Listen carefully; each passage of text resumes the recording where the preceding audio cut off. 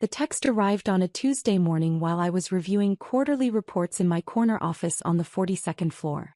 Emma, we need to talk about the wedding. I knew what was coming. My younger sister Melissa had been dropping hints for weeks.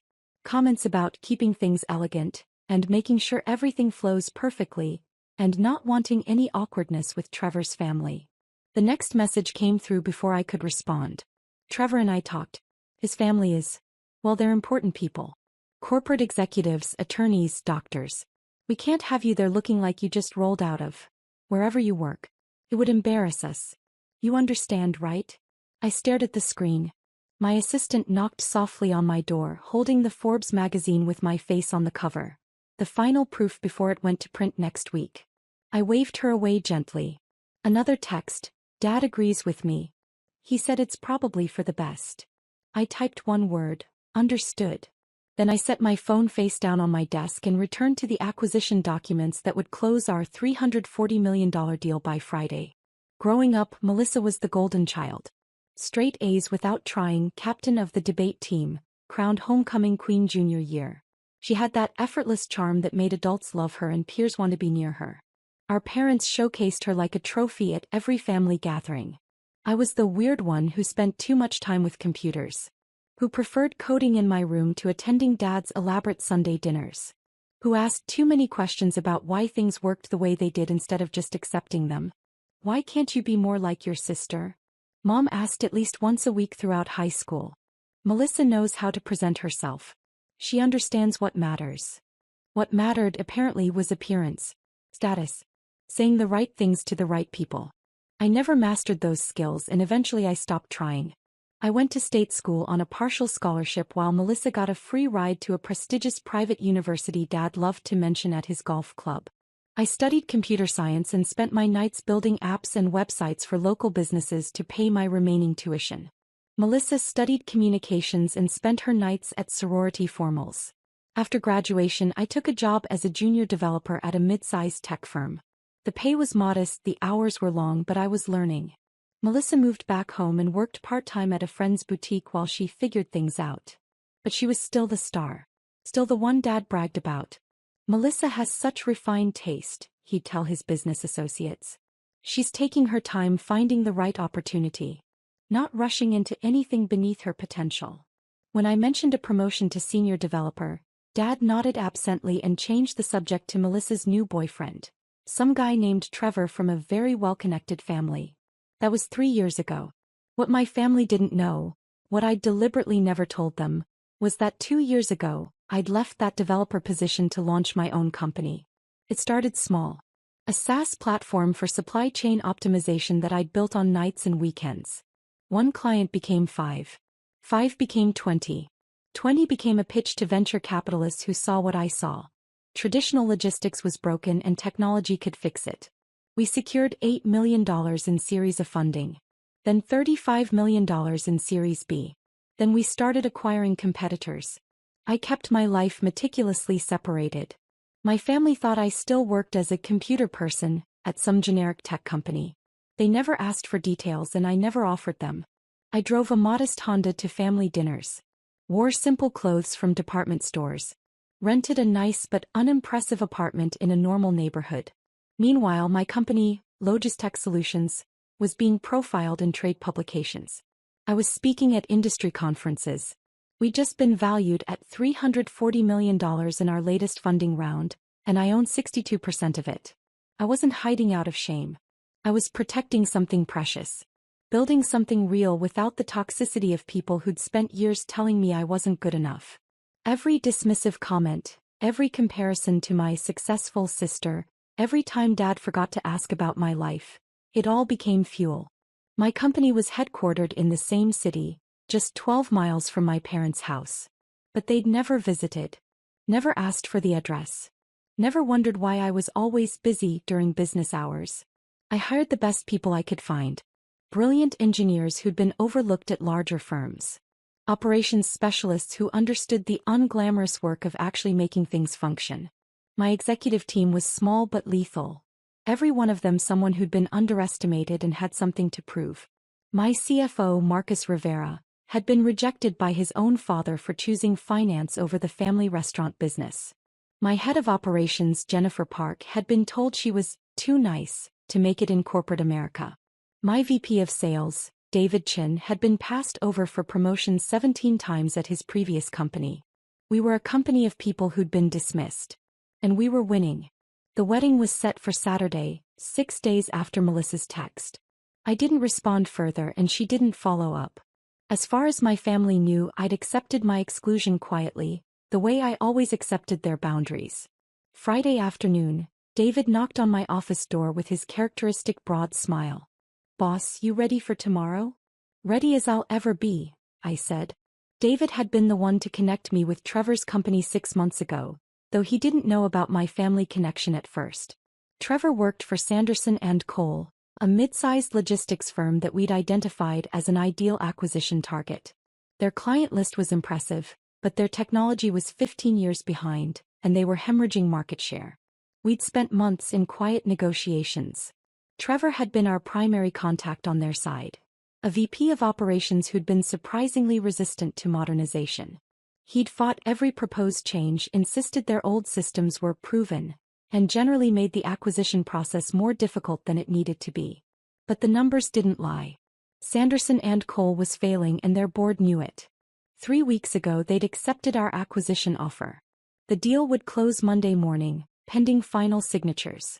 Trevor didn't know that the CEO of the company acquiring his firm was his future sister-in-law, the one who wasn't invited to his wedding because she'd embarrassed them. David, however, had figured it out 2 days ago when he saw Melissa's photo on my desk. A picture from years ago that I kept mostly out of habit. "That's Trevor's fiancée," he'd said, stunned. "Yes," I'd replied simply. "And you're not going to the wedding?" "I wasn't invited." David's face had gone through several expressions before settling on barely contained rage. "Boss, you're better than this whole family combined.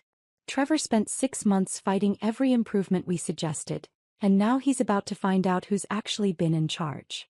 I'd smiled. "He'll find out when he needs to find out. Which is tomorrow night. At the reception." David was my best man for a reason. He understood timing. Saturday arrived with perfect weather. I spent the morning reviewing documents, then met with my attorney to finalize some patent applications. Around 3 p.m. I returned to my penthouse, the one my family had never seen, and began getting ready. My phone buzzed with texts from the family group chat I'd been excluded from, but someone had forgotten to remove me. Photos of Melissa in her dress. Dad beaming in his tuxedo. Mom crying happy tears. The church decorated with white roses and gold accents. "Trevor's family is so impressive," Mom had texted. 3 doctors, 2 attorneys, and his uncle is a state senator. "We are so lucky Melissa found him." I put my phone away and focused on getting ready. The dress I'd chosen was elegant but understated, deep emerald green, perfectly tailored, expensive but not showy. Hair professionally styled but simple. Minimal jewelry. I looked successful but not ostentatious. Confident but not threatening. At 6 p.m. my driver arrived. Not the Honda I drove to family dinners, but the black Mercedes I actually owned. We headed to the Grandview estate, the reception venue Melissa had been bragging about for months. I'd purposely timed my arrival for after the ceremony but before dinner. The cocktail hour was in full swing when I entered. I checked in with the event coordinator, who escorted me to a table near the front. Table 3, reserved for company executives. Nobody recognized me. I was just another guest in a sea of well-dressed people. I spotted my family across the room. Dad in his tuxedo holding court with Trevor's uncle the senator. Mom in a lavender gown, laughing at something Trevor's mother said. Melissa radiant in her wedding dress, Trevor beside her looking proud. My brother Ryan was there too, 19 years old and already adopting Dad's mannerisms. He stood with a group of Trevor's groomsmen, trying to fit in with men 5 years older. I collected a glass of champagne and found my seat. David appeared beside me, impeccable in his tuxedo. As Trevor's colleague and our inside contact during the acquisition, he'd been invited to the wedding. What Trevor didn't know was that David had been working for me the entire time. "They have no idea," David whispered. "Not yet," I replied. Jennifer arrived next, stunning in a navy gown. She'd been invited as Trevor's operations consultant. He'd worked with her throughout the acquisition without realizing she reported to me. Marcus came third, equally oblivious to Trevor that his financial advisor was actually my CFO. We sat at table 3, sipping champagne, making small talk with Trevor's genuine colleagues who had no idea what was about to happen. Across the room, I watched Melissa laugh at something Dad said. She looked happy, genuinely happy. Part of me, a small part, felt sad for what was about to happen. But then I remembered the text, "You'll embarrass us." I remembered every time Dad forgot my name when introducing his children to colleagues. Every time Mom sighed when I showed up to dinner in jeans instead of a dress. Every time Melissa rolled her eyes when I talked about my work. I wasn't here for revenge. I was here because after years of being invisible to them, they were about to discover I'd been in the room the whole time. Dinner was served. Prime rib, roasted vegetables, some kind of fancy potato dish. I barely tasted it. My attention was on the head table, where Melissa kept glancing around the room with satisfaction. This was her moment. Her perfect day. Trevor looked confident beside her, playing the part of successful husband. He'd worn that same confidence in our acquisition meetings when he'd insisted his company didn't need to change. When he'd patronizingly explained logistics to Jennifer, who had 15 years more experience than him. When he'd questioned our financial projections to Marcus, who'd worked at Goldman Sachs before joining my team. He had no idea that Monday morning he'd be reporting to those same people. Coffee was served. The DJ announced it was time for toasts. Ryan went first, delivering a rambling speech about growing up with Melissa and how happy he was she'd found Trevor. It was sweet in that oblivious way teenagers are sweet. Dad went second, his voice thick with emotion. "My daughter deserves the best," he said, looking at Trevor. "And son, you come from a family that represents everything we admire. Success, education, class. You'll take good care of our girl." I watched Trevor nod, accepting this assessment of his worthiness. Mom went third, crying through her words about Melissa's beauty and grace and bright future. Then the DJ announced, "And now the best man, David Chin." David stood and I felt my heart rate increase.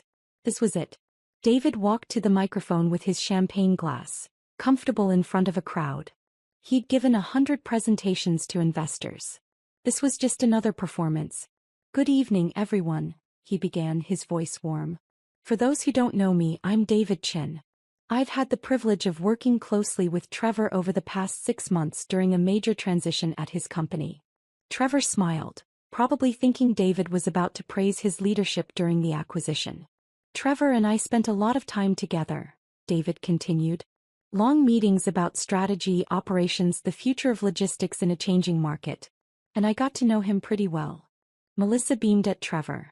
Dad nodded approvingly. "But what Trevor doesn't know," David said, his tone shifting slightly, "is that the entire time we were working together I was actually reporting to someone else.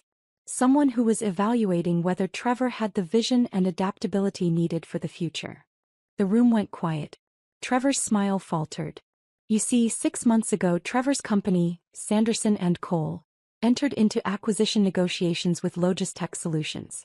Maybe some of you have heard of them. We've been in the news lately." A few people nodded. I saw Trevor's uncle pull out his phone, probably Googling. "Logistech is acquiring companies across the country," David continued, "bringing innovation to an outdated industry. And I have the incredible privilege of working for the most brilliant, strategic visionary leader I've ever met." He paused, letting the tension build. "My boss is someone who built a company from nothing. Who saw opportunities everyone else missed. Who treats employees like humans instead of resources. Who's been profiled in Forbes, Business Insider and Tech Innovator magazine. Who just closed a $340 million Series C funding round." I could see people whispering, trying to figure out where this was going. "My boss is your new brother-in-law," David said, turning to look directly at Melissa. "She's your sister." He raised his glass toward me. "Everyone, please join me in acknowledging the CEO of Logistech Solutions, Emma Mitchell." The room exploded into chaos. Melissa's face went from confusion to recognition to absolute horror in about 3 seconds. Her champagne glass slipped from her fingers, shattering on the floor. Dad stood up so fast his chair fell backward. Mom's hand flew to her mouth. Trevor's face cycled through confusion, disbelief. and then a sick understanding as he realized what this meant. His company had been acquired. By me. His embarrassing future sister-in-law who wasn't worthy of attending his wedding.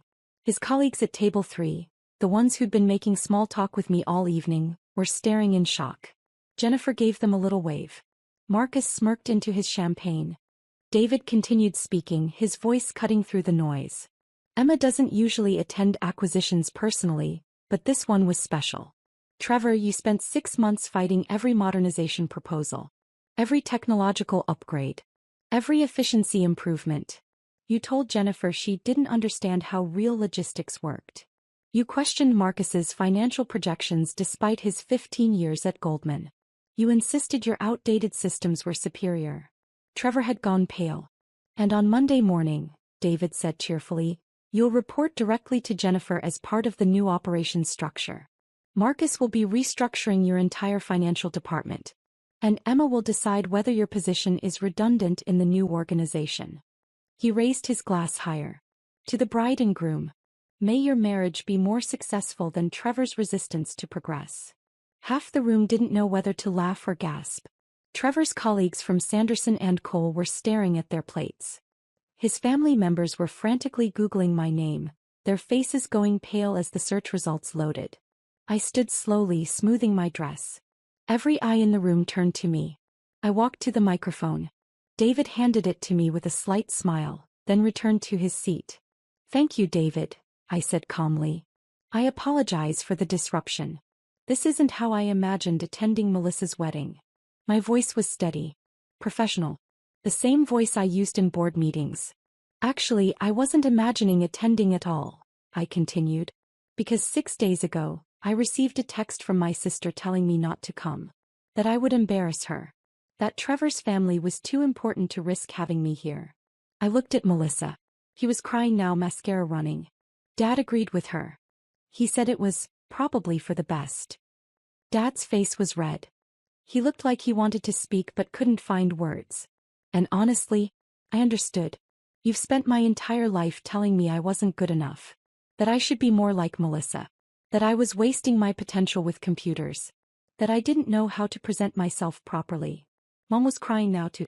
So I stopped trying to prove myself to you. I built something real instead. Something that didn't need your approval to exist. I turned to Trevor. Trevor, you and I spent 6 months in meetings. You fought every suggestion my team made. You were condescending to Jennifer, dismissive of Marcus, and resistant to every attempt at innovation. You clung to outdated systems because admitting they needed to change would mean admitting you'd been wrong. His jaw was clenched so tight I could see the muscles jumping. On Monday morning, Sanderson and Cole officially becomes a Logistech subsidiary. Your entire executive team will be restructured. Your systems will be modernized. And you'll either adapt or you'll be replaced. I let that sink in.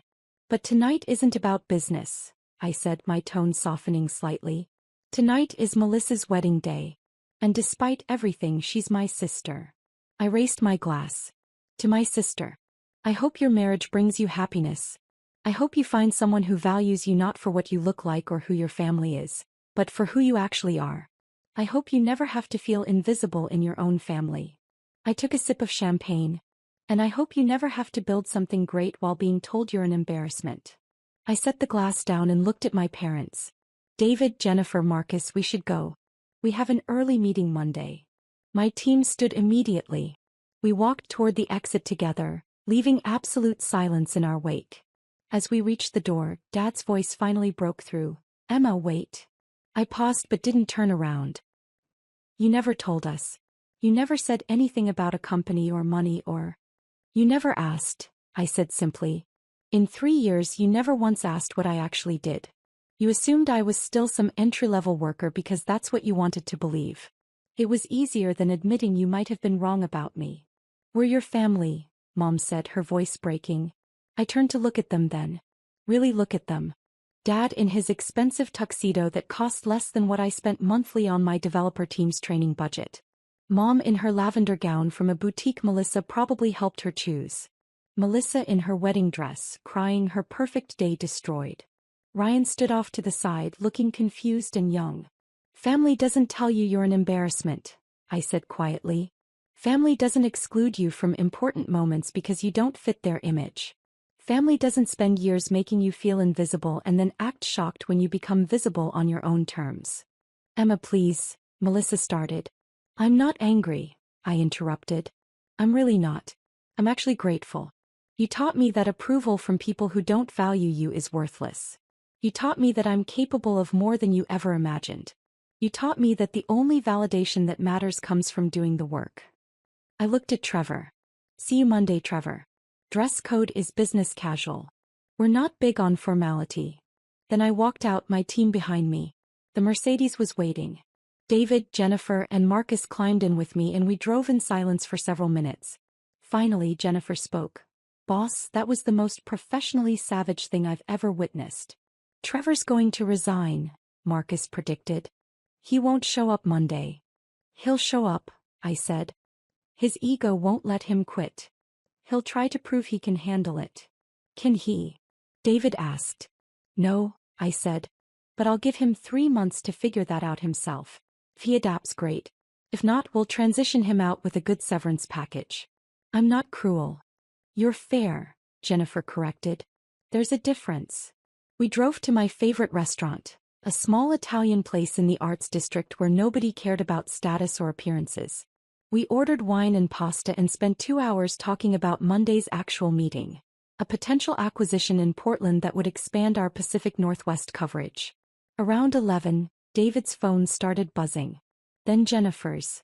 Then Marcus's. It's everywhere, David said, scrolling through his phone. Someone posted about what happened.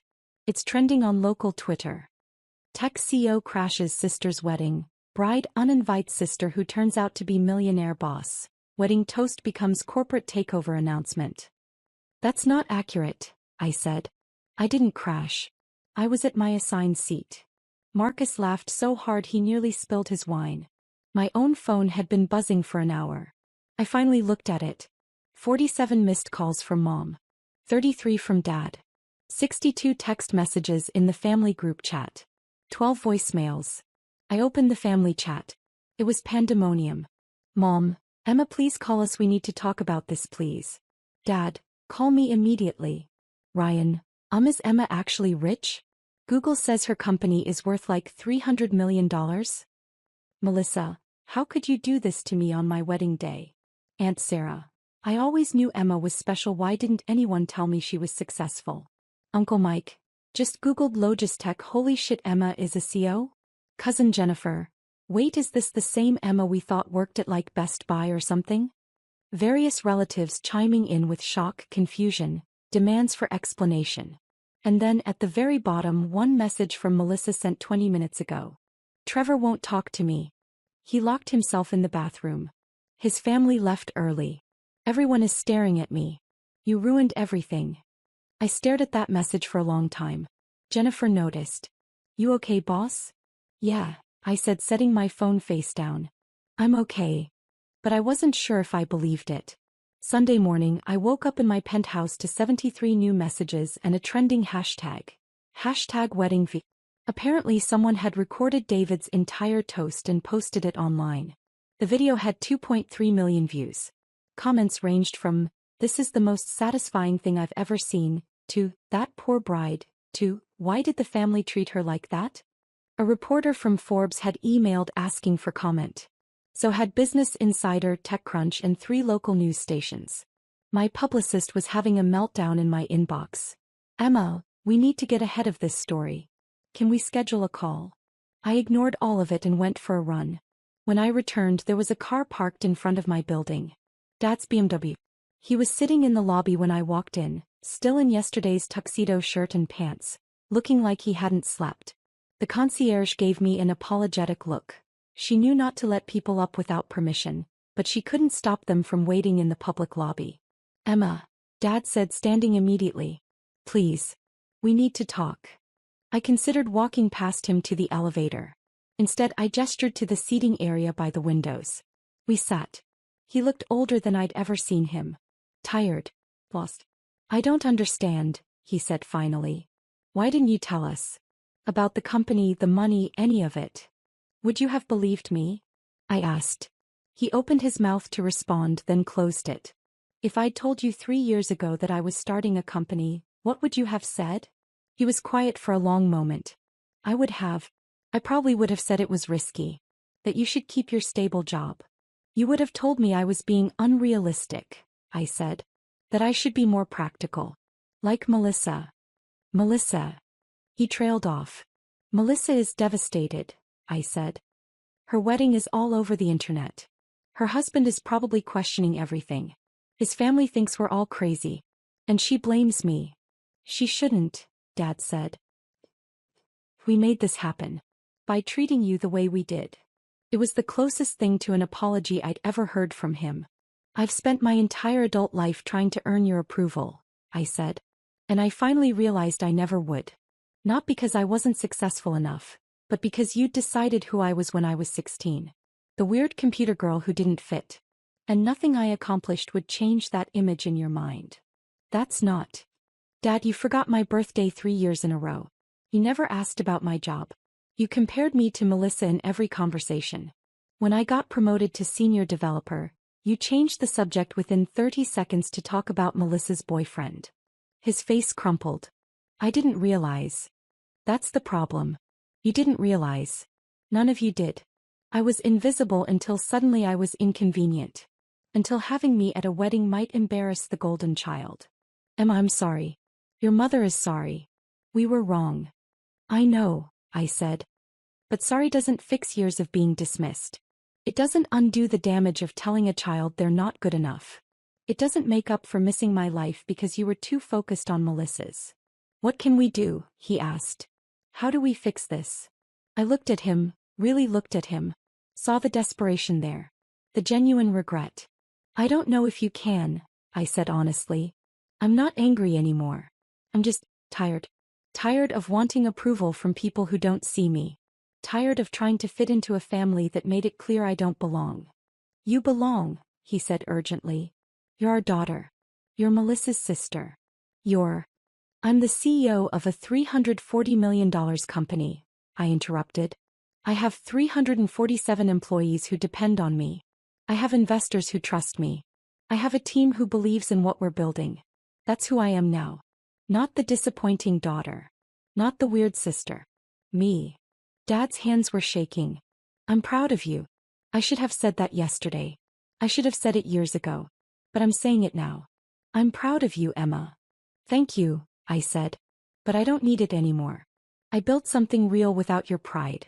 And it turns out I'm okay with that. I stood up. I have work to do. There's a finalization meeting tomorrow morning for the Sanderson and Cole acquisition. Trevor will either show up or he won't. Either way, the company moves forward. Emma, wait. Tell Mom I'll call her when I'm ready, I said. Tell Melissa I'm sorry her day was ruined, but I'm not sorry for existing. And tell Ryan to call me if he ever wants to talk about college or careers or anything else. I'll always have time for him. I walked to the elevator. Behind me, Dad said quietly, I love you. I pressed the button for my floor. I know. I love you too. But love isn't enough when there's no respect. The doors closed. Monday morning arrived. I put on my favorite navy suit, pulled my hair into a professional bun, and drove to the office in my actual car. A Tesla Model S that I'd bought last year to celebrate our Series C funding.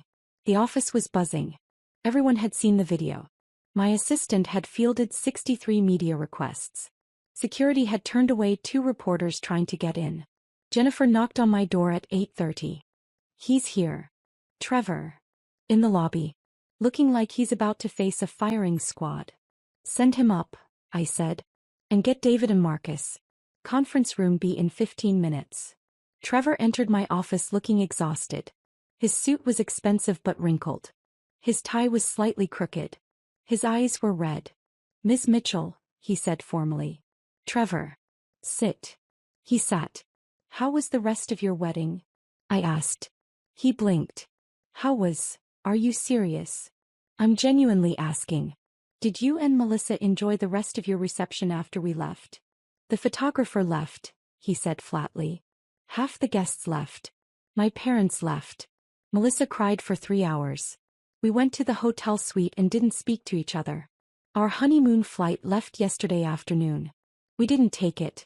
So no, I didn't enjoy the rest of my wedding. I'm sorry to hear that, I said. And I meant it. Are you? His voice was bitter. You got what you wanted. You embarrassed us. Showed everyone how successful you are. Made me look like an idiot in front of everyone I know. That wasn't the goal, I said calmly. The goal was attending my sister's wedding. The goal was being present for a major life event. You and Melissa decided I wasn't worthy of that. David's toast was simply truthful. You could have told me, he said. During any of those meetings over 6 months, you could have mentioned you were related to my fiancé. Would it have changed anything? I asked. Would you have listened to Jennifer's recommendations if you'd known she reported to me? Would you have been less condescending if you'd known my net worth? He didn't answer. Trevor, you fought every improvement because your ego was tied to the old ways of doing things. Learning that I was Emma Mitchell CEO wouldn't have changed that. It would have just made you more defensive. So what happens now? He asked. You fire me? Make an example of me? That depends on you, I said.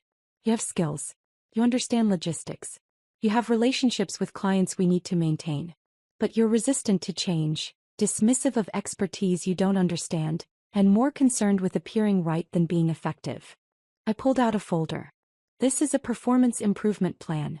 You'll work directly with Jennifer for the next 3 months. You'll implement every system upgrade you fought against. You'll learn our platforms, our processes, our culture. If you can adapt, you'll have a role here as a senior director. Not VP, that position is being eliminated, with a good salary and benefits. I slid the folder across the desk. If you can't adapt, we'll part ways professionally. 6 months severance, good references help finding your next position. But you decide in the next 5 minutes whether you stay or go. He stared at the folder. Why are you offering this? He asked. After everything? Because I'm not vindictive, I said. I'm practical. You made mistakes based on ego and insecurity. That's fixable. If you're willing to do the work. He opened the folder. Read the first page. Then the second. This is actually fair, he said, surprised. I'm always fair, I said. That's the difference between me and people who lead through fear or favoritism. I'm fair. Melissa says you destroyed her wedding out of revenge. Melissa texted me that I would embarrass her, I said evenly. That my presence wasn't worthy of her special day. I showed up anyway because I'm her sister, and that matters to me even if it doesn't matter to her. What happened after that was a consequence of years of treating me like I was less than. Actions have consequences. That's not revenge. That's reality. Trevor was quiet for a long moment. I'll stay, he said finally.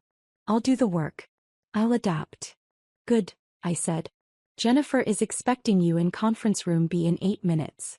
Don't be late. He stood folder in hand and walked to the door. Trevor, I called. He turned. Take care of my sister. Whatever else has happened, she's still my family. And despite everything, I want her to be happy. His expression softened slightly. I'll try. That's all anyone can do. He left.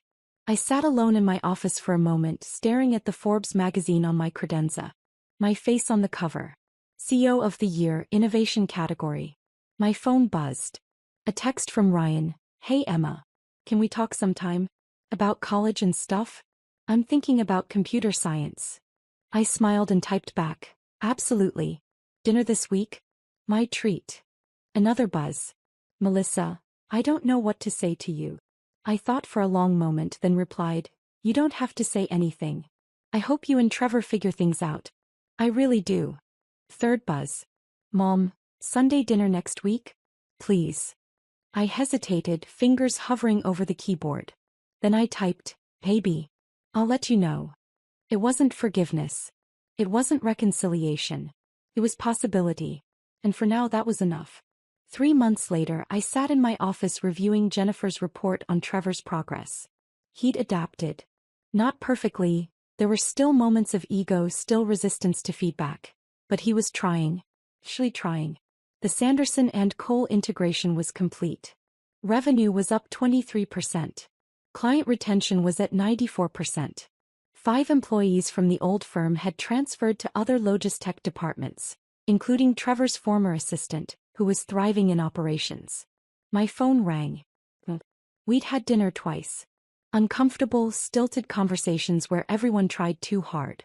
Ryan had joined both times, which helped.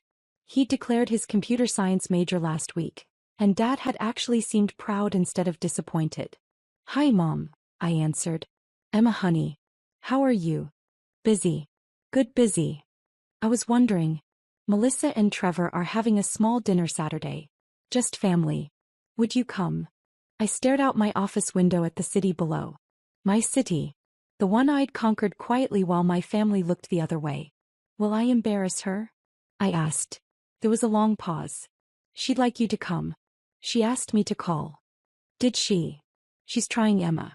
We're all trying." I thought about the text that started everything. About years of being invisible. About the moment David raised his glass and made me visible in a way I'd never asked for.